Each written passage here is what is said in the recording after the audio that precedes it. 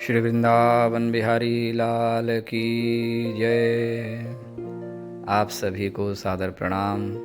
श्री राधे। दैनिक सत्संग के क्रम में आज पुनः नए विषय के साथ आपके साथ हम उपस्थित हैं। कल तक के प्रसंग में हमने श्रवण किया संतों के लक्षण, अर्थात जीवन में संतों का आश्रय बहुत ही जरूरी है, लेकिन कैसे संतों के आश्रय से हमारा कल्याण होता है, यह पावन प्रसंग हमने कल श्रवण किया था। अब जब संतों का आश्रय मिल गया, संतों का साथ मिल गया, संतों के साथ हम रहने लग गए हैं, उनकी सेवा का अवसर मिल गया, तो संतों की सेवा का स्वरूप क्या है, सेवा पद्धति क्या है, सेवा की क्या महिमा है, यह सेवा की महिमा और सेवा पद्धति, सेवा स्वरूप के विषय में आज हम चर्चा करेंगे। तो गोकर्ण जी अपने पिता आत्मदेव जी के साथ जो संवाद कर रहे हैं, जो उनको उपदेश दे रहे हैं, जिसे गोकर्ण गीता के नाम से हम जानते हैं, भागवत जी के महात्म्य के अंतर्गत यह पावन प्रसंग आया है। और इसी प्रसंग के अंतर्गत हम इस प्रसंग के क्रम में आगे बढ़ रहे हैं। तो आइए, आज का जो प्रसंग है उस प्रसंग का विषय है, उसका नाम है संत सेवा की महिमा एवं सेवा पद्धति, सेवा का स्वरूप। तो गोकर्ण जी महाराज ने कहा कि धर्मं भजस्व सततं त्यज लोक धर्मान सेवस्व साधु पुरुषान् जहि काम तृष्णाम अन्यस्य दोष गुण चिंतनमाशु मुक्त्वा सेवा कथा रसमहो नितराम पिबत्वम। पिताजी, आप लोक धर्म का परित्याग करिए, संसार के व्यवहार से अब हट जाइए। बहुत हो गया संसार का व्यवहार। अब जो परम धर्म है, भगवान के साथ जो हमारा नाता है, बस उसी धर्म को पालन करना है, भगवान की भक्ति करनी है, भगवान का भजन करना है। अन्यस्य दोष गुण चिंतनमाशु मुक्त्वा, समस्त प्रकार के गुण दोषों का त्याग करते हुए सेवा कथा रसमहो नितराम पिबत्वम, सेवा और कथा रस का पान आपको नित्य करना है। अर्थात गोकर्ण जी महाराज ने अपने पिता आत्मदेव को कहा कि अब आप संतों के साथ में रहिए, आप संतों की सेवा करिए, साधु सेवा, ठाकुर सेवा, बस यही सेवा आपके जीवन का अब मुख्य ध्येय होना चाहिए।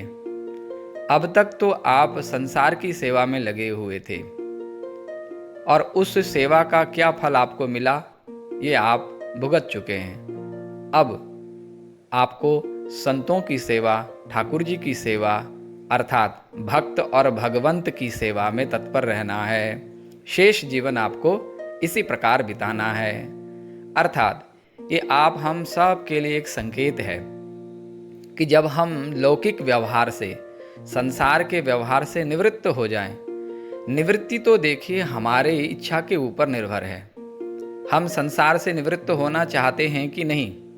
अरे, एक सरकारी ऑफिसर अथवा तो जिस भी कंपनी में कोई व्यक्ति काम करता है, उसकी एक निश्चित अवधि होती है, उसके बाद में सेवानिवृत्ति ले ली जाती है और आप नहीं भी चाहोगे तो वहाँ से आपको सेवानिवृत्ति मिलेगी ही, आपको वहाँ से हटना पड़ेगा। तो संसार के व्यवहार में जहाँ एक निश्चित अवधि, निश्चित सीमा है, एक कानून बना हुआ है, एक दायरा है, तो अपने जीवन में यह निश्चित अवधि, निश्चित सीमा, संसार का जो भोग है, जिस भोग में हम रहते हैं, उसके लिए भी तो हमने एक निश्चय करना है कि बस यहाँ तक हो गया, अब इससे आगे नहीं। संसार का अनुभव हमने कर लिया, अब इससे आगे हमको परमार्थ का अनुभव करना है। तो संसार से परमार्थ की यात्रा हमको करनी है। संसार से परमार्थ की यात्रा करने के लिए हमारा मन तो स्वतः नहीं करेगा, लेकिन जब हम सत्संग में जाएंगे, संतों का संग करेंगे, तो निश्चित रूप से वह मन तैयार होने लगेगा और हमारा कल्याण होगा। इसीलिए लौकिक व्यवहार को एक निश्चित समय आने पर, जहां हमें लगता है कि बस अब यहाँ तक की जिम्मेवारियां हमारी पूरी हो गई, आगे आगे अपने परमार्थ के लिए भी हमको कुछ करना है। क्यों? क्योंकि संसार के व्यवहार का तो कोई अंत नहीं है। आप सोचोगे कि अच्छा समय आएगा तो हम संसार के व्यवहार को छोड़ देंगे, फिर परमार्थ में लगेंगे। यह सबसे बड़ी भूल है इंसान की। क्यों? क्योंकि काल का किसी को भी ज्ञान नहीं कि काल हमें कब उठा ले। अतः काल के ग्रसने से पहले ही हमें अपने कल्याण पर विचार करना चाहिए, आगे के मार्ग को हमें पकड़ना चाहिए, लौकिक व्यवहार से परमार्थ की ओर बढ़ना चाहिए। तो बोले सेवा कथा रसमहो नितराम पिबत्वम। सेवा रस और कथा रस यही व्यक्ति के कल्याण का साधन सूत्र है।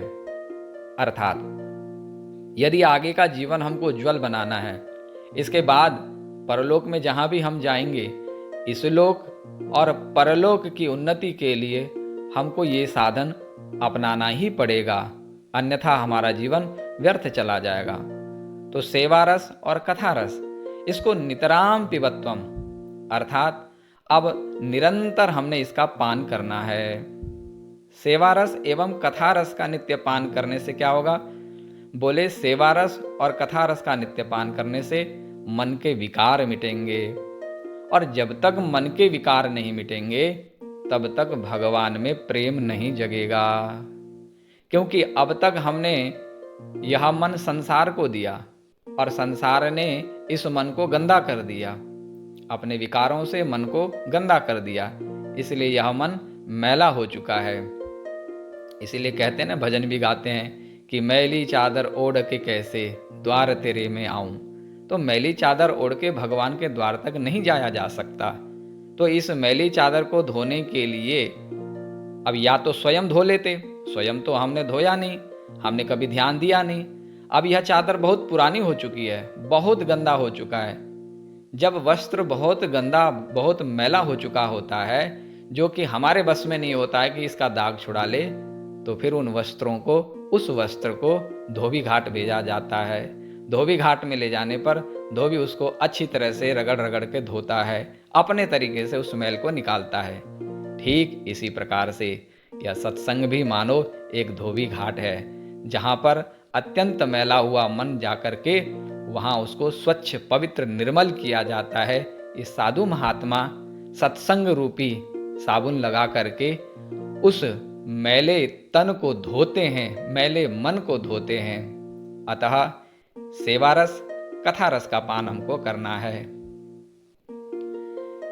संतों ने गाया कि कभी धनवाल की चिंता, कभी धनमाल की चिंता, कभी व्यापार की चिंता, कभी घर बार की चिंता, कभी परिवार की चिंता, कभी संसार की चिंता, कभी सत्कार की चिंता, मगर जागी नहीं दिल में तुम्हारे प्यार की चिंता, मगर जागी नहीं दिल में तुम्हारे प्यार की चिंता।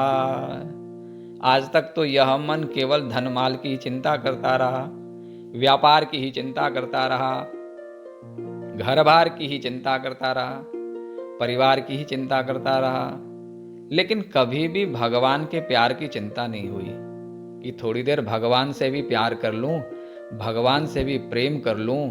भगवान हमें कितना चाहता है, हमें कितना प्रेम करता है कि मेरे कर्म अच्छे ना होते हुए भी मुझे इतना अच्छा जीवन प्रदान किया। उसके बाद भी कभी हमारे मन में भगवान के लिए कृतज्ञता का भाव नहीं आया कि जिस भगवान ने इतना सुंदर जीवन दिया है, उस श्याम सुंदर को थोड़ी देर बैठ करके याद कर लूं, उसके उपकारों को स्मरण करते हुए थोड़ी देर रो लूं कि प्रभु तूने मुझे कितना कुछ दिया, फिर भी मैं तेरे द्वार पर नहीं आया, फिर भी मैंने तुझे नहीं पुकारा, फिर भी मैंने तुझसे लाड़ नहीं लड़ाया, फिर भी मैंने तुझसे प्रेम नहीं किया। तो अब तक संसार की ही चिंता मन में बनी रही। इसीलिए संसार की चिंता करते करते करते एक दिन हम चिता में जाकर के लेट जाते हैं, लेकिन चिंतन हमारे जीवन में कभी भी नहीं आया। अगर चिंतन आया होता, प्रभु चिंतन हमने किया होता, तो चिता में जाते तो भी बड़े सत्कार के साथ में जाते। अतः भगवान में प्रेम को जगाने के लिए ही सेवा रस और कथा रस है। जब हम संतों की शरण में जाकर के सेवा धर्म को अपनाएंगे, उनके मुख से भगवान की सुंदर सुंदर कथा लीलाओं को, चरित्रों को श्रवण करेंगे, ज्ञान उपदेश को धारण करेंगे, तो निश्चित रूप से हमारा कल्याण होगा। इसीलिए पिताजी को गोकर्ण जी ने कहा कि बस अब संसार के व्यवहार का त्याग करो और संतों की शरण में जाकर के आप सेवा और कथा रस का आनंद लो, क्योंकि भगवान की प्रेम प्राप्ति का सुगम साधन ही संत सेवा और भगवान की मधुर मधुर कथा लीलाओं का श्रवण है। प्रहलाद जी महाराज ने अपने असुर बालकों को, अपने मित्रों को जब उपदेश दिया, ये भागवत जी के 7वें स्कंद में यह चरित्र आता है, बहुत ही सुंदर चरित्र। आगे प्रसंग आएगा भागवत जी के क्रम में ही, तो तब इसका विस्तार हम वहाँ करेंगे, लेकिन यहाँ प्रसंगवश हम आपको वो चरित्र यहाँ सुनाते हैं। प्रहलाद जी ने अपने मित्रों को कहा कि संसार में जन्म लेने के बाद हम संसार के गर्त में डूबे रहे, विषय भोग के पीछे पड़े रहे, जिसके कारण हमारा मन मलिन हो गया, हमारा जीवन बर्बाद हो गया। हमने ईश्वर के साथ कभी प्रेम नहीं किया। चलो अब तो भगवान के साथ प्रेम करें। मित्रों ने पूछा कि प्रहलाद, जिस प्रकार तुम भगवान से प्रेम करते हो, तुम्हारे मन में भगवान के लिए इतना प्रेम है, ऐसा ही प्रेम हमारे मन में भी जगे, उसके लिए हमको क्या करना चाहिए? तो प्रहलाद जी ने कहा, गुरु शुश्रूषया भक्त्या सर्वलब्धार्पणेन च संगेन साधु भक्तानाम ईश्वराराधनेन च श्रद्धया तत्कथायां च कीर्तनैर्गुणकर्मणां तत्पादाम्बुरुहध्यानात् तल्लिंगैक्षार्हणादिभिः। अर्थात गुरुजनों की सेवा करने से, साधु संतों की सेवा करने से, सर्वलब्धार्पणेन च, तन मन धन सर्वस्व समर्पित भाव से इनकी सेवा करने से, संगेन साधु भक्तानाम ईश्वराराधनेन च, ऐसे संतों की सेवा जो कि पूर्व में जिन संतों के लक्षण बतलाए गए हैं, ऐसे दिव्य महापुरुषों की सेवा करने से और उनकी सेवा करने से क्या लाभ होगा? बोले भगवान की कथा सुनने को मिलेगी और वे भगवान की सेवा पूजा में हमें प्रेरित करेंगे। तो उनकी सेवा और ठाकुर जी की सेवा, भगवान की सेवा और कथा का संयोग, ऐसा संयोग होने से श्रद्धया तत्कथायाम च कीर्तनेर गुणकर्मणाम, कथा में श्रद्धा उत्पन्न होगी, कीर्तन करेंगे, गुणगान करेंगे, तत्पादाम बुरुहत ध्यानाद, और उसके साथ में जब भगवान की सुंदर कथा को सुनने से मन में भगवान के चरित्र हमको अच्छे लगने लगेंगे, भगवान में स्वतः ही हमारा प्रेम जगने लगेगा और उनकी चरण वंदना, उनका ध्यान करने का मन करेगा, उनके स्वरूप का दर्शन करने का मन करेगा। इस प्रकार जब भाव होगा तो संतों की सेवा, कथा का श्रवण लाभ और ठाकुर जी की सेवा, ऐसा करने से बोले वासुदेवे भगवती यया संलभते रतिम, भगवान श्री कृष्ण में, भगवान नारायण वासुदेव में क्या होगा? बोले रतिम संलभते, रति भगवान के प्रति प्रेम हमारा प्रकट हो जाएगा, भगवान में हमारा मन लग जाएगा, भगवान में प्रेम उत्पन्न होगा। और प्रहलाद जी की इसी बात का समर्थन आगे जाकर के 11 स्कंद में जो बात यहाँ प्रहलाद जी ने कही कि संतों के आश्रय से ही भगवान में प्रेम जगेगा, तो भगवान स्वयं अपने मुख से उद्धव जी को जब उपदेश दे रहे थे तो उस समय उन्होंने ये बात कही, बोले कि उद्धव, न तथा में प्रियतमा आत्मयोनिर्न शंकरः न च संकर्षणो न श्रीर नैव आत्मा च यथा भवान। बोले कि मुझे भगवान शंकर बहुत प्रिय हैं, क्योंकि वो भक्तराज हैं, वो भक्तों में श्रेष्ठ हैं, वो मेरी आराधना करते हैं, इसलिए मुझे बहुत प्रिय हैं। और बोले कि संकर्षण जी, दाऊ जी भी मुझे बहुत प्रिय हैं, और लक्ष्मी तो मुझे मेरी अर्धांगिनी है। लेकिन बोले कि जब कोई तुम्हारे जैसा भक्त मेरे सामने आके बैठ जाता है, कैसा भक्त?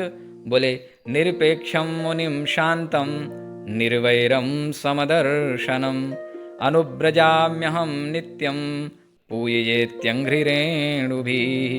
बोले निरपेक्ष, कोई कामना नहीं है, संसार की किसी भी प्रकार के पदार्थ की कामना नहीं है, जिसके मन में कोई कामना न हो। मुनिम अर्थात जो मौन हो गया हो। मौन केवल शब्दों से मौन नहीं, जिसका मन मौन हो गया हो, मन शांत हो गया हो। शांतम, जो जीवन में शांति को प्राप्त कर चुका हो, समस्त प्रकार के विकारों से जो रहित हो गया हो, जिसकी प्रत्येक इंद्रियां शांत हो चुकी हैं, अब बकबक करती नहीं है। मन का स्वभाव है बकबक करना, वो चुप नहीं बैठता है, कुछ ना कुछ बोलता रहता है, उसको कुछ ना कुछ चाहिए। लेकिन जो निरपेक्ष मुनि हैं, जिन्हें जीवन से किसी भी प्रकार की कामना की कोई अभिलाषा नहीं है, ऐसे मुनियों का मन शांत हो जाता है और ऐसे शांत निर्वैर हो जाते हैं, किसी से कोई शत्रुता नहीं रह जाती है। और समदर्शनम, समदर्शन का भाव उनमें उत्पन्न हो जाता है, सबको समान रूप से देखते हैं, सबको प्रेम बांटते हैं। बोले ऐसे जो संत महात्मा हैं, तुम्हारे जैसे जो संत महात्मा है उद्धव, ऐसे संतों के लिए तो मैं इनका भी त्याग कर देता हूँ। अर्थात फिर तो मुझे वो भगवान शंकर भी उतने प्रिय नहीं है, संकर्षण बलदाऊ जी भी इतने प्रिय नहीं है, मेरी पत्नी लक्ष्मी भी स्वयं मुझे इतनी प्रिय नहीं है, जितने प्रिय ऐसे साधु महापुरुष मुझे होते हैं। और इतना ही नहीं उद्धव, बोले कि मैं तो ऐसे संतों के पीछे पीछे दौड़ता हूँ, पीछे पीछे चलता हूँ। अनुब्रजाम्य हम नित्यम। बोले महाराज क्यों पीछे पीछे आते हो? बोले पूयत्यंघ्रिरेणुभिः। बोले जो ऐसे निरपेक्ष मुनि, शांत मुनि, निर्वैर मुनि, जो समदर्शन मुनि होते हैं, जो केवल मेरे लिए जीते हैं, मेरे लिए ही मरते हैं, जिनका समस्त जीवन केवल मेरे लिए ही है, ऐसे निरपेक्ष साधु संत महात्माओं के पीछे मैं इसलिए चला करता हूँ कि इनके चरणों में जो धूली लगी है, वह धूली उड़कर मेरे ऊपर पड़ जाए और मुझे पवित्र कर दे, ऐसी दिव्य भावना भगवान लेते हैं। अर्थात संतों का आश्रय, संतों के आश्रय की महिमा इतनी ज्यादा है कि स्वयं भगवान श्री कृष्ण अपने मुख से कह रहे हैं कि मैं स्वयं ऐसे संतों के पीछे दौड़ता हूं, स्वयं ऐसे संतों की सेवा के लिए तत्पर रहता हूं। और भक्तमाल में तो अनेकों ऐसे चरित्र हैं जो इस बात की पुष्टि करते हैं कि भगवान वास्तव में भक्तों से, अपने साधु संत महात्माओं से जितना प्रेम करते हैं, उतना प्रेम वे किसी से भी नहीं करते हैं। उदाहरण के लिए मैं आपको छोटे छोटे उदाहरण यहाँ देता हूँ। धन्ना जाट का चरित्र आप सबने सुना होगा, भक्त सेन का चरित्र सुना होगा, राका बांका का चरित्र आपने सुना होगा। राका बांका के चरित्र में आता है कि नामदेव के कहने पर जब राका बांका को भगवान ने सब कुछ देना चाहा, लेकिन भगवान ने दिखाया नामदेव को कि देखो राका बांका कितने निष्प्रिय हैं, कितने निष्काम है कि इनको कुछ भी नहीं चाहिए। आखिर में हार करके भगवान उनके घर में गए, उनको दर्शन देने के लिए। राका बांका ने दर्शन किया, बोले कि भाई तुम्हारी सेवा से, तुम्हारे प्रेम से, तुम्हारी भक्ति से मैं बहुत प्रसन्न हूँ, कुछ मांग लो, तुम कुछ मांगोगे तो मुझे प्रसन्नता मिलेगी।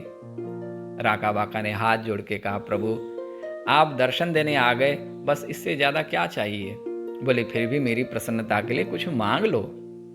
भगवान से पूछा, बोले प्रभु एक बात बताइए, जिस प्रकार आज आप हमारे पीछे पीछे आ रहे हो, कुछ मांग ले कहते हुए आप चाहते हो कि हम कुछ मांग ले, क्या प्रभु आपसे कुछ मांग लेने के बाद भी ऐसे हमारे घर आया करोगे?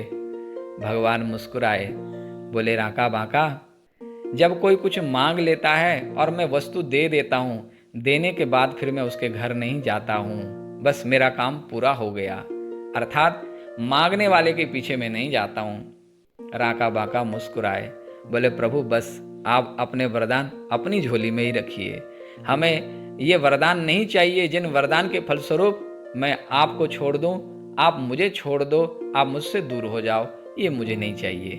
अर्थात कहने का भाव यह है कि जब तक निरपेक्ष भाव है, किसी भी प्रकार की कामना मन में नहीं है, तब तक ऐसे निष्काम जो भक्त हैं, संत महापुरुष हैं, ऐसे संत महापुरुषों के पीछे पीछे ठाकुर स्वयं जाते हैं कि इनकी सेवा कर लूँ, वो अपने हाथों से उनकी सेवा करते हैं। आप हम सब देखते हैं संत महापुरुषों के यहाँ जाकर के लोग खूब सेवा करते हैं, और कई बार लोगों के मन में आता है कि हम सेवा कर रहे हैं इनकी। ऐसा भाव नहीं आना चाहिए। आप हमें सोचना चाहिए आप हम सेवा नहीं कर रहे हैं, ये तो ठाकुर स्वयं ही सेवा कर रहे हैं, और हमारा सौभाग्य है कि उस सेवा का एक अंग बनने का हमें अवसर मिला है।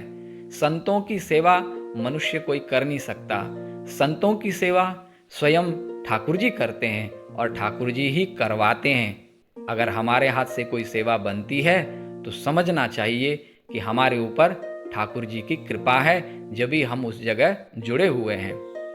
इसी प्रकार से एक चरित्र आता है संत कुबा जी का।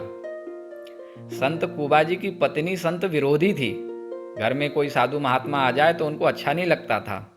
चरित्र तो विस्तार में है, पर संक्षेप में यहाँ यह भाव है कि एक दिन की बात है, संत आए घर में और पत्नी ने संतों का तिरस्कार किया, निरादर किया, संतों का अपमान हुआ।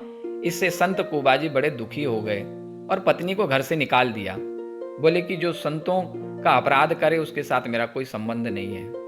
पत्नी घर से निकल के चली गई। संत कुबाजी घर में अकेले रह गए। उनका नियम था साधु संतों की सेवा करने का। अब पहले तो पत्नी थी, किसी भी प्रकार से हो कुछ न कुछ सहयोग तो बन ही जाता था, भले ही बेमन से हो। लेकिन अब तो अकेले पड़ गए। अब सेवा कैसे बने? तो भगवान श्री राम जानकी जी के साथ में साधु का वेश बना करके आए। बोले महात्मा जी, हमें रहने के लिए जगह चाहिए। हम किसी ऐसे संत की तलाश में थे जहाँ हमें आश्रय मिल जाए और हम सेवा करें। तो अगर आप कृपा कर दें तो हमारा जीवन निकल जाएगा। कुछ दिनों के लिए हम आपके यहाँ सेवा अगर कर सकें तो।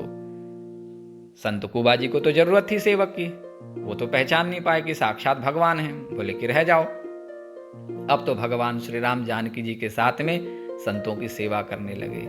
1 वर्ष तक उनकी रसोई में रसोई की सेवा संभाली और संतों की खूब सेवा की। कालांतर में भेद प्रकट हुआ तो कुबाजी भगवान के चरणों में गिर गए, रोने लगे। बोले प्रभु आपने क्या किया?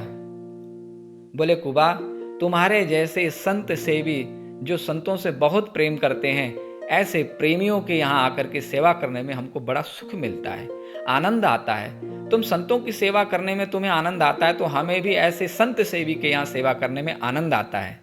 इसलिए एक बात आप विचार करेंगे, जो लोग बहुत साधु सेवा संत सेवा में लगे होते हैं, जो संतों के प्रति बहुत आदर रखते हैं, निष्ठा रखते हैं, उनके यहाँ किसी प्रकार की कोई कमी नहीं रहती है।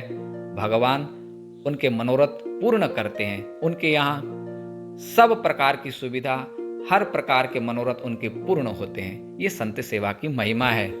तुकाराम जी की पत्नी संत विरोधी थी। तुकाराम जी जब भगवान के भजन में बैठते तो तुकाराम की पत्नी को अच्छा नहीं लगता, क्योंकि तुकाराम जी बस संत सेवा और भगवान का भजन। ऐसा चरित्र आता है कि एक समय की बात है, तुकाराम की पत्नी अपने पति के लिए खेत में भोजन ले जा रही थी तो मार्ग में पांव में पत्थर चुभ गया और वो कंकड़ चुभने से खून बहने लगा। बैठ गई, पांव में पीड़ा हुई। इतने में ठाकुर जी बालक रूप में आए और उनके पांव को पकड़ के पत्थर निकालने लगे, कंकड़ निकालने लगे। तुकाराम की पत्नी ने पूछा तुम कौन हो? तो ठाकुर जी ने कहा मैं वही हूं जिसका ध्यान, जिसका भजन तुम्हारा पति दिन रात करता रहता है। तुकाराम की पत्नी को बड़ा गुस्सा आया और हाथ में पत्थर लेकर के मारने लगी। बोले कि अभी भागता कि तुझे मारूं, तेरी वजह से मेरा पति दिन रात रोता रहता है, जब देखो तब तेरा नाम लेकर के रोता रहता है, उसकी जिंदगी तूने बर्बाद कर दी। मारने के लिए पीछे दौड़ी। संतों ने भाव दिया। ऐसा करने पर भी ठाकुर जी रुष्ट नहीं हुए, ठाकुर जी बड़े प्रसन्न हुए। क्यों? ठाकुर जी ने विचार किया, संत तुकाराम मेरी सेवा करते हैं, मेरा भजन करते हैं, मेरे प्राण प्यारे संतों की सेवा में लगे रहते हैं, और ये तुकाराम की पत्नी है तो झगड़ालू, झगड़ा करती रहती है, लेकिन फिर भी अपने पति की सेवा करती है। अर्थात वो पति नहीं, वो तो भक्तों का सेवक है, वो मेरा सेवक है। तो मेरे सेवक की जो सेवा करता हो, चाहे जैसे भी करता हो, लड़ झगड़ के भी अगर सेवा करता हो, तो मैं उसके ऊपर प्रसन्न रहता हूँ, क्योंकि उसकी सेवा में सहायक है। अर्थात वह अपने पति को रोता हुआ देख नहीं सकती, जिस मनुष्य का जिसका भाव ऐसा हो कि जो संतों की सेवा में लगा हो, भगवान की सेवा में लगा हो, उसको वो सुखी देखना चाहता है, ऐसा स्वभाव जिसका हो, भगवान उसके ऊपर बड़े प्रसन्न रहते हैं। तो कहने का तात्पर्य यह है कि जो निरपेक्ष मुनि, जो महात्मा हैं, ऐसे महात्माओं की सेवा करने से भगवान उसके पीछे पीछे चले आते हैं। ये संत सेवा का फल है। संत सेवा के फल के प्रसंग में ही एक छोटा सा प्रसंग आपको सुनाता हूँ। भक्त त्रिलोचन जी का चरित्र भक्तमाल में आता है। विस्तार में कभी अवसर मिलेगा तो सुनाएंगे। संक्षेप में, भक्त त्रिलोचन जी ज्ञानदेव जी के शिष्य थे और इनके गुरु ज्ञानदेव जी ने इनको आदेश दिया कि जीवन में एक व्रत को धारण कर लो, वह है संत सेवा। बस इसी से तुम्हारा कल्याण हो जाएगा। उन्होंने इस व्रत को धारण किया। उनकी कोई संतान नहीं थी अपनी। अब उन्होंने विचार किया, मेरी कोई संतान तो है नहीं, अतः मैं अपने जीवन को संतों की सेवा में लगा करके अपने जीवन को धन्य बना लूं। सेवा करते करते कालांतर में बूढ़े हुए तो अब विचार कर ही रहे थे कि अब इस सेवा को कौन आगे बढ़ाएगा। तो भगवान श्री कृष्ण स्वयं इनके यहाँ एक ब्रह्मचारी का, एक टहलुआ का वेश बना करके आए और 12 वर्ष तक इनके घर में रहकर संतों की सेवा की है। ये चरित्र, ये जितने भी भक्तमाल में चरित्र हैं, भक्तों के चरित्र हैं, ये चरित्र हमें संकेत करते हैं। क्या संकेत करते हैं? संकेत यह करते हैं कि सेवस्व साधु पुरुषान, अर्थात संतों की, साधु पुरुषों की सेवा करनी चाहिए। साधु पुरुषों की सेवा करने से जो मेवा मिलता है वो संसार की सेवा करने से नहीं मिलता है। संसार की सेवा करने से जो मेवा मिलता है वो मेवा आप सब खा ही रहे हैं, कई लोग खा चुके हैं, उसका अनुभव आप सबको बहुत अच्छा है। और संतों की सेवा, भक्तों की सेवा, भगवान की सेवा करने का फल क्या है? जिन्होंने खाया है वो जानते हैं, और जिन्होंने नहीं खाया है वो कभी करके देखें, अपने आप अनुभव में आ जाएगा कि उसका स्वाद कैसा होता है।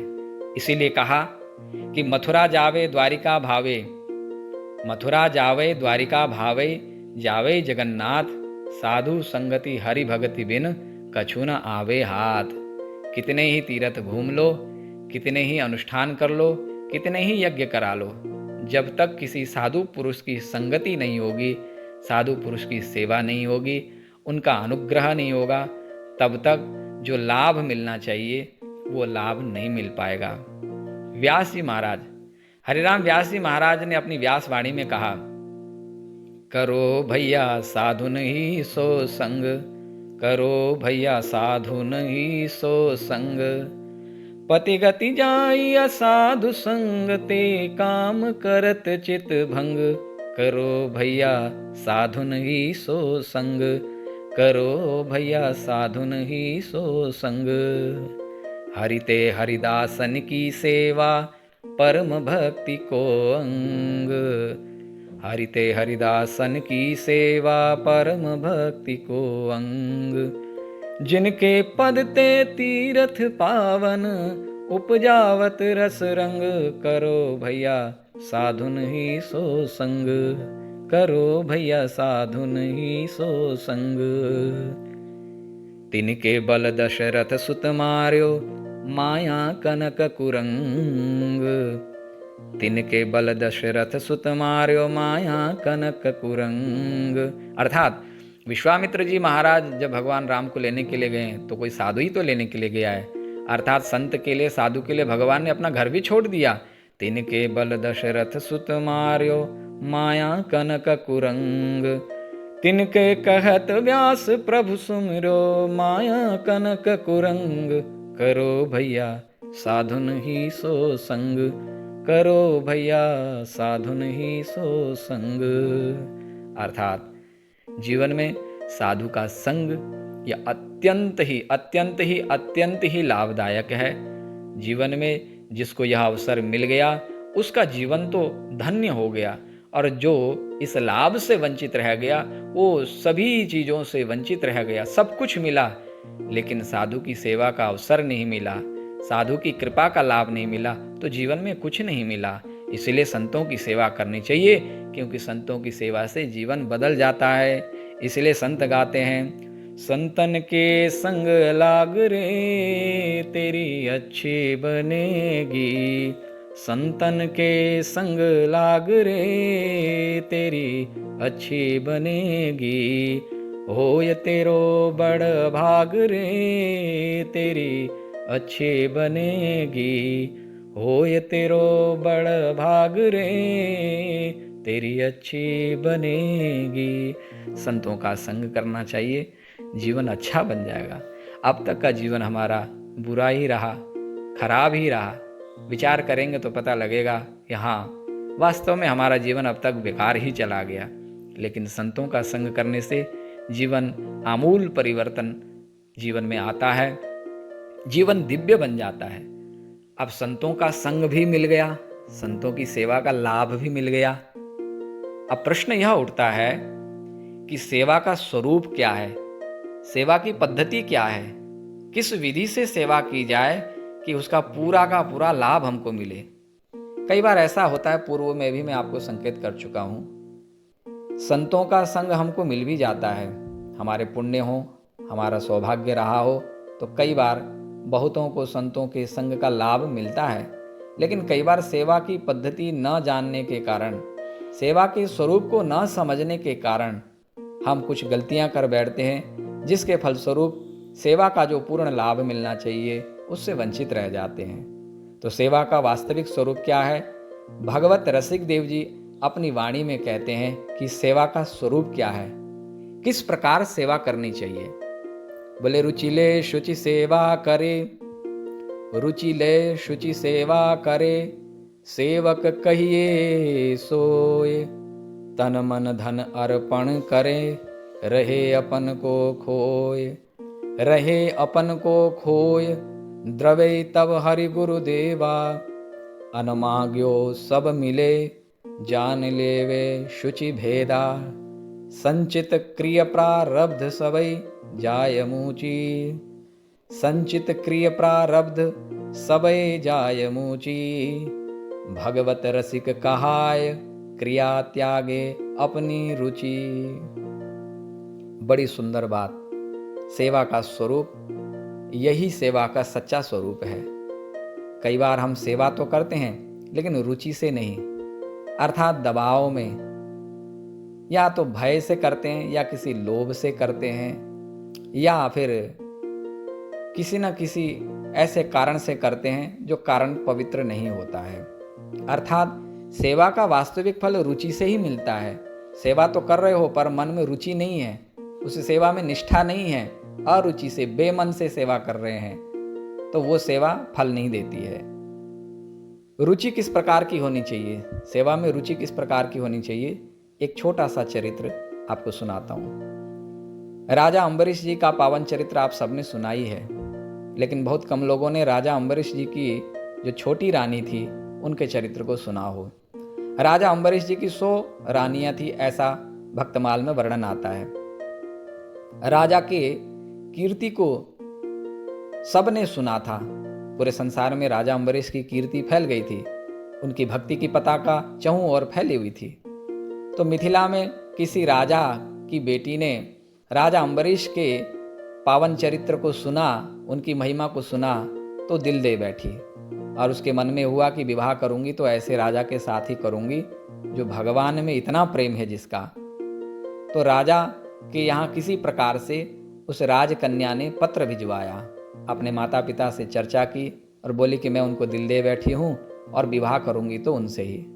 पत्र राजा को प्राप्त हुआ। राजा ने पत्र के उत्तर में अपने यहाँ से भी पत्र भिजवाया कि मैं तो पूर्व से ही विवाहित हूँ और मेरे यहाँ तो 100 रानियाँ हैं, और 100 रानियों के होते हुए भी मेरे पास इतना अवकाश नहीं है कि मैं रानियों को समय दे सकूं, क्योंकि ठाकुर सेवा से मुझे फुर्सत ही नहीं मिलती है। तो तुम अगर मेरे घर में आओगी भी तो तुम्हें मैं समय नहीं दे पाऊंगा। यह पत्र का उत्तर सुनकर के उस राजकन्या के मन में राजा के लिए और भी प्रेम बढ़ा, क्योंकि वो भी भक्ता थी, भगवान में उनका भी अनुराग था, प्रेम था। अब तो राजकन्या अड़ गई कि बस अब विवाह करूंगी तो इन्हीं से ही करूंगी, किसी भी प्रकार से हो बस इनके साथ मुझे विवाह करना है। राजा ने जब राजकन्या के भाव को समझा कि इनका भाव विशुद्ध है और ये आना ही चाहती हैं, तो जहाँ 100 रानियाँ वहाँ एक और आ जाएंगी तो हमारा क्या नुकसान हो जाएगा। जिस प्रकार से भी हो अपनी रानियों से सलाह करके, हो सकता है कि भावी में यही लिखा हो, सभी रानियों ने अनुमति दी और विवाह हुआ। रानी को घर लेके आए। उस छोटी रानी के लिए एक अलग सा महल भवन निर्माण करवाया और उसी भवन में उनको ठहरने के लिए कहा गया। रानी उसी महल में ठहरती, अपने भवन में ही अपनी तरीके से रहती। लेकिन रानी के मन में यह था कि राजा सेवा करते हैं अपने ठाकुर जी की, तो उनके मन में लोभ था कि मैं भी इस सेवा में हाथ बटाऊं। रानी को संकोच भी था, डर भी था कि राजा अनुमति देंगे या नहीं, लेकिन मन में जब रुचि होती है, जब लगाव होता है, चाह होती है, तो हमारी चाह, हमारी रुचि हमें अपने मंजिल तक पहुंचा देती है। रानी प्रातःकाल जब राजा स्नान करने के लिए सरयू जी में जाते, तो उस समय क्योंकि राजा थे तो सूत मागध बंदीजन ढोल नगाड़े और बाजे गाजे द्वारा स्तुति करते हुए राजा को स्नान के लिए सरयू जी में ले जाते। उस समय अवसर देख करके रानी राजा के महल में प्रवेश कर जाती और चोरी से जा करके उनके बाहर मंदिर में जो भी पार्षद हैं उनकी सेवा कर देना, सम्मार्जन कर देना, झाड़ू बुहार कर देना, ये करके जो बाहरी सेवा है वो बाहरी सेवा करके लौट आती। राजा जब आते तो देखते कि मंदिर में बाहरी सेवा हो चुकी है। राजा को बड़ा आश्चर्य होता, ये सेवा कौन कर जाता है रात्रि में, प्रातःकाल ब्रह्म मुहूर्त। तो राजा ने विचार किया कि ब्रह्म मुहूर्त में हमारी सेवा की चोरी कौन करता है, इसका पता लगाना चाहिए। तो एक दिन राजा ने चतुराई करी। राजा ने अपने सूत मागध बंदीजनों को नदी में स्नान करने के लिए जो नित्य जाते थे, आज गए नहीं, उनको भेज दिया कि तुम लोग चले जाओ, मैं पीछे से आता हूं। और वे जाकर के वे यह देखने के लिए छिप गए कि मेरे ठाकुर जी की जो बाहरी सेवा है वे कौन कर जाता है। देखा रानी आई चोरी से और राजा के महल में आकर के बाहरी सेवा करते हुए जाने लगी। राजा सामने आ गए। राजा को देख करके सकुजा गई और राजा से हाथ जोड़ करके विनती किया, क्षमा मांगी कि मेरे अपराध के लिए क्षमा करें। राजा का हृदय द्रवीभूत हो गया, गदगद हो गया। बोले, रानी तुम्हारे मन में ऐसी रुचि है, ऐसी निष्ठा है ठाकुर जी की सेवा के प्रति, तो तुम अपने महल में ठाकुर जी क्यों नहीं पधरा लेती, वहीं ठाकुर जी को पधराओ और सेवा करो। तो राजा ने उनके मन के भाव को जानकर, उनकी रुचि को जानकर राजा ने एक ठाकुर जी को उनके भवन में पधरा दिया। अब तो रानी नित्य प्रति वहां ठाकुर जी की सेवा करती, लाड लड़ाती, पद गायन करती। उनकी सेवा का जो स्वरूप था बड़ा ही दिव्य था। उनकी सेवा के प्रभाव से चारों ओर सुगंध फैलने लगी। उस समय नारद जी महाराज भी राजा के यहाँ मिलने के लिए आया करते थे। नारद जी महाराज राजा से मिलने के बाद जब रानी के महल में गए, वहां जाकर के रानी की सेवा का दर्शन किया। नारद जी महाराज भी बड़े गदगद हो गए। रानी ने प्रसाद दिया तो प्रसाद पाया, थोड़ा प्रसाद लेकर के राजा के महल में आए कि भाई राजा तो ठाकुर जी की सेवा में रहते हैं, शायद उनको नहीं मालूम कि उनकी रानी उनसे भी आगे बढ़ गई है। तो वह प्रसाद ला करके नारद जी महाराज के हाथ में जब प्रसाद देखा, बोले महाराज ये प्रसाद, बोले आपके रानी के हाथ से लेके आया हूँ, और जो आपकी रानी के प्रसाद में स्वाद है महाराज आप बुरा नहीं मानना, आपके प्रसाद में भी अब वो स्वाद नहीं मिलता है। राजा ने विचार किया कि भाई अब तो हमको भी जानना चाहिए कि ऐसी क्या महिमा है हमारी छोटी रानी की कि नारद जी महाराज उनकी प्रशंसा कर रहे हैं। तो नारद जी महाराज को साथ में लेकर के जब रानी के भवन में गए, वहां जाकर के जब ठाकुर जी की सेवा का स्वरूप देखा, उनकी निष्ठा को देखा, उनकी रुचि को देखा, तो अम्बरीश राजा प्रसन्न हो गए। अम्बरीश राजा ने कहा कि रानी अब तो आप ऐसा किया करो कि भाई आपकी सेवा से हम इतने प्रसन्न हैं कि आप हमारे ठाकुर जी को भी स्वयं पधरा करके उनकी सेवा भी आप ले लो। क्योंकि राजा नित्य प्रति रानी की सेवा का दर्शन करने के लिए जब निकलते, तो अब धीरे धीरे जो राजा पूरी विधि से जो ठाकुर जी की सेवा करते थे, तो रानी की ठाकुर सेवा का दर्शन करने के लोभ से अपने ठाकुर की सेवा में न्यूनता आने लगी। ऐसे करते करते राजा ने विचार किया कि भाई हमसे तो यहाँ सेवा बनेगी नहीं, अब रानी को ही दे देते हैं और वहीं जा कर के ही हम ठाकुर जी की सेवा का दर्शन का लाभ लिया करेंगे। अब तो अयोध्या में चारों ओर बात फैल गई कि राजा तो छोटी रानी की सेवा का दर्शन करने के लिए जाया करते हैं, छोटी रानी ने तो राजा को वश में कर लिया। यह देख करके चारों ओर रानी की कीर्ति छा गई। सब ने विचार किया कि अब तो हमें भी घर में ठाकुर जी को पधराना पड़ेगा, हम भी ठाकुर सेवा करेंगे और राजा को रिझाएंगे। ऐसा करने से अयोध्या में चारों ओर सबके घर घर में ठाकुर जी की सेवा प्रारंभ हो गई। तो रानी की रुचि के कारण, रानी की निष्ठा के कारण अयोध्या में हर घर में ठाकुर सेवा विराजित हो गई, ठाकुर सेवा प्रारंभ हो गई। कहने का भाव यह है, रुचि अच्छी हो, भगवान के प्रति हमारी रुचि अच्छी हो, सेवा के प्रति हमारी रुचि अच्छी हो, साधु संतों के प्रति सेवा में हमारी रुचि हो, तो वो सेवा जो रुचि पूर्वक की गई सेवा है वह समस्त संसार को बदल देती है, समस्त संसार में कीर्ति को फैला देती है, भगवान को वश में कर लेती है, भगवान के भक्तों को वश में कर लेती है। शास्त्रों में कहा गया है, जन्मांतर सहस्रेषु तपो ध्यान समाधि भी नाराणाम क्षीण पापानाम कृष्णे भक्ति प्रजायते। जन्म जन्मांतर के जब तप ध्यान द्वारा समाधि द्वारा जो पुण्य एकत्रित होते हैं, उन पुण्यों का फल होता है भगवान श्री कृष्ण में प्रेम होना, भगवान श्री कृष्ण में भक्ति जागना। तो रुचि ले शुचि सेवा करे, ये तो हो गई रुचि। शुचि सेवा जब भी करें, साधु संतों की सेवा करें अथवा तो ठाकुर जी की सेवा। सेवा में विशुद्ध भावना होनी चाहिए, सेवा में कपट नहीं होना चाहिए। विशुद्ध भावना कैसी? दुर्योधन को मेवा त्यागो, साग विदुर घर पाई, सबसे ऊंची प्रेम सगाई। दुर्योधन ने 56 भोग की तैयारी की, ठाकुर जी को निमंत्रण दिया, लेकिन ठाकुर जी दुर्योधन के यहाँ नहीं गए, विदुर जी के यहाँ गए और विदुर जी के यहाँ जाकर के विदुरानी के हाथ से केले के छिलके खाए और साग भाजी खा करके वहां से अपने को धन्य समझते हुए घर लौटे। क्यों? क्योंकि भगवान कृष्ण ने देखा दुर्योधन ने स्वागत की तो बहुत अच्छी तैयारी की है, लेकिन उसके मन में श्रद्धा नहीं है, श्रद्धा के स्थान पर स्वार्थ है। तो जहाँ सेवा में पवित्रता नहीं होगी, तो उस पवित्रता के न होने से भगवान अथवा तो भगवान के भक्त उस सेवा से प्रसन्न नहीं होते हैं। सेवा में विशेषतया 4 दोष होते हैं और सेवक को अपने दोषों का आकलन करते रहना चाहिए कि मैं जो सेवा कर रहा हूँ मुझ में कहीं दोष तो नहीं है। अपने दोष किसी को नहीं देखते, हम दूसरों के दोषों को ही देखते हैं। अतः हमें अपने दोषों का दर्शन करना चाहिए, हमें प्रत्येक क्षण अपने दोषों का दर्शन करते रहना चाहिए। वे दोष कौन से हैं? तो पहला दोष है अहम भाव, अर्थात प्राय हमारा ऐसा स्वभाव बन जाता है कि थोड़ी सी हम सेवा करने लगते हैं तो कई बार 4 लोग हमारी बड़ाई करने लगते हैं कि आप तो बड़े अच्छे सेवक हैं, ये तो बहुत सेवा करते हैं। तो कई बार हमारे मन में अहंकार उत्पन्न हो जाता है और यह अहंकार सेवा को दूषित कर देता है, तुच्छ बना देता है हमें। हम तो समझते हैं हम बड़े हो गए, बड़े बन गए, लेकिन वास्तविकता यह होती है कि अहंकार हमको बहुत छोटा बना देता है।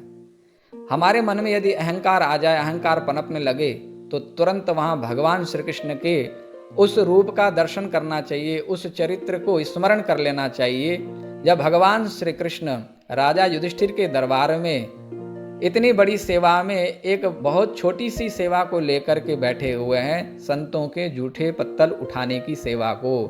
अर्थात जगत नियंता होने के बाद भी भगवान श्री कृष्ण युधिष्ठिर की उस सभा में, उस राजसूय यज्ञ में संतों के जूठे पत्तल उठाते हैं। तो भगवान जब जूठे पत्तल उठाते हैं तो संकोच नहीं करते हैं, अपने को धन्य समझते हैं कि आज मेरा वो भाग्य है कि संतों के जूठे पत्तल उठाने का अवसर मुझे मिला। अर्जुन के सारथी बनने में उनको संकोच नहीं होता है, क्योंकि वे अर्जुन से बहुत प्रेम करते हैं। और जहाँ प्रेम होता है वहीं सेवा भावना होती है, और सेवा तो अपने प्रेमास्पद को, अपने सेव्य को सुख प्रदान करने के लिए ही होता है। जिस सेवा में स्वसुख की कामना हो, जिस सेवा में अपने सुख का गंध हो, वो सेवा दूषित कहलाती है, उस सेवा का कोई फल नहीं होता है। इसलिए सेवा का अर्थ होता है सेव्य को सुख देना। तो अहमता का त्याग करते हुए सेवा के जो 4 दोष हैं, उसमें पहला दोष है अहंकार। सेवा में अहंकार न हो, क्रोध न हो, कई बार सेवा करते करते हमको क्रोध भी आ जाता है। अरे हम कर ही तो रहे हैं, इतने समय से हम कर ही रहे हैं, फिर भी हमको यशमान नहीं मिलता है, हमको कोई शाबाशी नहीं देता है, क्या फ़ायदा इतनी सेवा करने का। छोटी छोटी बात पे हम गुस्सा करने लगते हैं, हमने किया, अगर हम नहीं करते तो कैसे होता।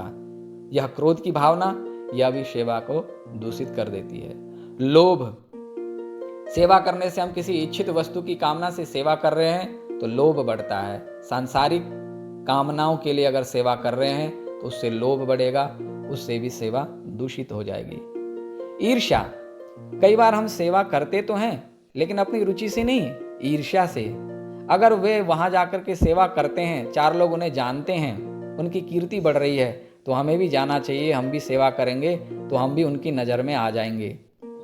अर्थात सेवा करने से हम भी 4 लोगों की नज़र में आ जाएंगे कि 4 लोग कहेंगे कि देखो ये भी सेवा करते हैं, सेवा से जुड़े हैं। ईर्ष्यावश जो सेवा करता है उसकी सेवा भी कलुषित हो जाती है, क्योंकि जो हमारा वास्तविक स्वरूप है एक न एक दिन सबके सामने आ जाता है। आज हम अपने को सेवक दिखा रहे हैं, कल को हमारे मन में क्या था 4 लोगों के बीच में प्रकट होगा तो हमारी इज्जत भी चली जाएगी, सेवा का फल भी नहीं मिला और हमारी इज्जत भी चली गई। इसलिए सेवा करते समय इन 4 दोषों का त्याग करते हुए, अहंकार, क्रोध, लोभ, ईर्ष्या, इन दुर्गुणों का त्याग करते हुए सेवा करनी चाहिए। और इस प्रकार से जो निष्काम सेवा करता हो, जो इस प्रकार से विशुद्ध सेवा करता हो, तो ऐसी विशुद्ध सेवा करने वाला जो सच्चा सेवक है, उस सच्चा सेवक के ऊपर भगवान की कृपा होती है। और सेवा के लिए देखिए कहना नहीं पड़ता है, सेवा के लिए जो सेवक होता है ना, वो सेवा करने के लिए बहाने ढूंढ लेता है, तरीका निकाल लेता है। जैसे भगवान राम जब नदी पार करने के लिए गए हैं, केवट के नज़दीक पहुँचे हैं, तो जब केवट के नज़दीक पहुँचे तो केवट ने बड़ी होशियारी करी, चतुराई करी। बोले प्रभु हमने आपकी महिमा सुनी है, आपके चरण पड़ने से शिला नारी बन गई, ऐसा न हो कि मेरे नाव में आपके चरण पड़ते हुए भी स्त्री बन जाए। अतः पहले मैं आपके चरणों को मल मल के धोऊंगा, उसको पी के देखूंगा उस चरण के जल को कि इसमें कोई जादू तो नहीं, मुझे लगेगा कि इसमें कोई गड़बड़ी नहीं है तो ये आपको नाव में चढ़ाऊंगा। तो क्या भगवान नहीं जानते कि वो क्या कहना चाहता है? भगवान सब जानते हैं, इसीलिए भगवान मुस्कुराए। भगवान समझ गए ये मेरी सेवा करना चाहता है, अपने पूर्वजों को तारना चाहता है, इसलिए भगवान ने भी अनजान बनते हुए अपने चरण दे दिए। और जब ऐसी सेवा होती है, रुचि लेकर के विशुद्ध भावना से जब हम सेवा करते हैं, तो ऐसी भावना से क्या होता है, भगवान जब नदी पार हो गए, सेवक को कहा, केवट को कहा कि कुछ ले लो, उसे कुछ देना चाहा। सेवक ने, उसे केवट ने हाथ जोड़ लिए, प्रभु बस मुझे कुछ भी नहीं चाहिए। बहुत कीन प्रभु लखन सिय, नहीं कछु केवट लेई, विदा कीन करुणा यतन, भगति बिमल बरु देई। कुछ भी नहीं मांगा सेवा के बदले और भगवान को विदा किया, तो भगवान ने भी उसको भगति बिमल बरु देई, निर्मल भक्ति उसको प्रदान की। अर्थात जब हम निष्काम भावना से मन में किसी भी प्रकार की कामना न लेकर के, किसी भी प्रकार की कामना को न लेकर के जब हम विशुद्ध सेवा करते हैं, तो उस सेवा का प्रथम फल होता है भगति बिमल बरु देई। निर्मल सेवा से निर्मल भक्ति प्राप्त होती है। अतः संतों के यहाँ जब भी हम जाएं, मठ मंदिर में जाएं, भगवान के द्वार में जाएं, तो जब भी हम सेवा करें, सेवा से जुड़ें, तो सेवा के स्वरूप को विचार करते हुए कि हमें इस प्रकार से सेवा करना चाहिए। जब इस प्रकार से हम सेवा करेंगे तो निश्चित रूप से सेवा का जो पूरा फल है वो फल हमें मिलेगा ही मिलेगा, इसमें कोई संशय नहीं है। हम तो प्राय ये विचार करते कि हमें सेवा करते हुए तो इतना समय हो गया, अभी तो कुछ मिला नहीं, हम तो इतनी सेवा करते हैं। इस भावना से हमारा मन पवित्र नहीं बन पाता, हमारा मन और दूषित हो जाता है। सेवा करने का फल व्यर्थ नहीं जाता है, लेकिन सेवा का फल जो मिलना चाहिए वो मिल नहीं पाता है। इसलिए बिन मांगे सब कुछ मिले और मांगे मिले न भीख। जब हम किसी के आगे हाथ पसारने लगते हैं तो उसके मन में जो देने की भावना होती है वो भावना खत्म हो जाती है। जब हम किसी से कुछ मांगते ही नहीं है तो सामने वाले के मन में आता है कि इनकी क्या सेवा करें, इनको क्या दे दें, कैसे इनको खुश रखें। अर्थात उनके मन में हमारे लिए बहुत कुछ करने का मन होता है। ऐसे ही भगवान से भी जब हम कुछ नहीं मांगते हैं, संतों से भी जब हम कुछ नहीं मांगते हैं, बस ये हमारी स्वाभाविक जो सेवा भाव बन जाता है, स्वाभाविक गति से जब हमारी सेवा की पद्धति बन जाती है, सहज रूप से हम सेवा करते हैं कि सेवा के बिना हम रह नहीं सकते, सेवा हमारा धर्म है, तो इससे साधु संत महात्माओं का हृदय द्रवीभूत होता है, भगवान का हृदय पिघलता है और उनके हृदय से जो आशीर्वाद निकलता है वही आशीर्वाद हमारे सभी मनोरथों को पूर्ण करता है, हमारे जीवन का कल्याण करता है। तो ये तो था सेवा का स्वरूप। अब अंतिम निष्कर्ष यह है कि गोकर्ण जी महाराज ने अपने पिताजी से कहा कि देहे स्तिमान सरुधिरे भीमतिम त्यजत्वम जाया सुतादिषु सदा ममताम विमुंच।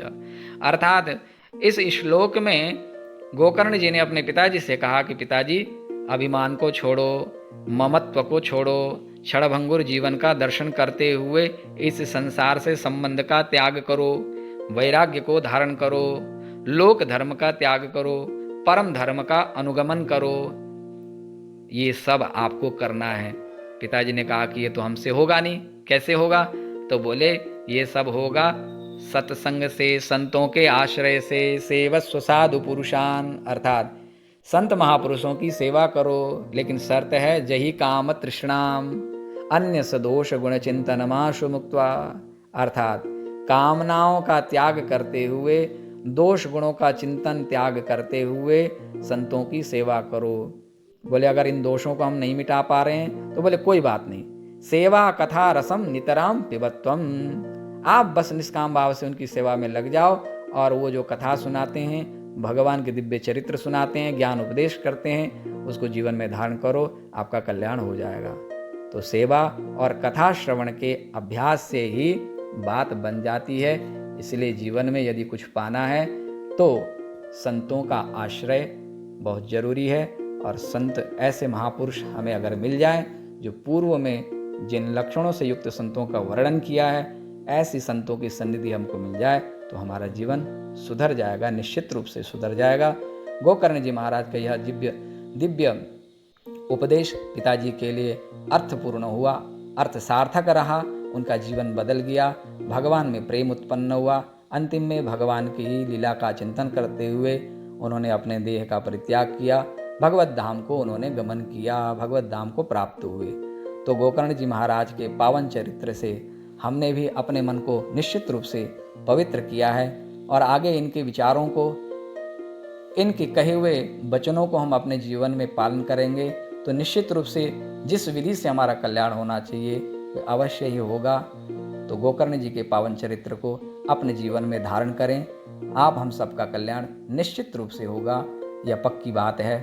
इन्हीं भाव के साथ में आज का जो प्रसंग रहा, सेवा का स्वरूप, सेवा की पद्धति, संतों की सेवा का महत्व, इस प्रसंग के साथ में आज के सत्र को यहीं पर ही विराम देते हैं। कल पुनः नए प्रसंग के साथ में आपके साथ फिर उपस्थित होंगे। तब तक के लिए श्री राधे, श्री राधे, श्री राधे।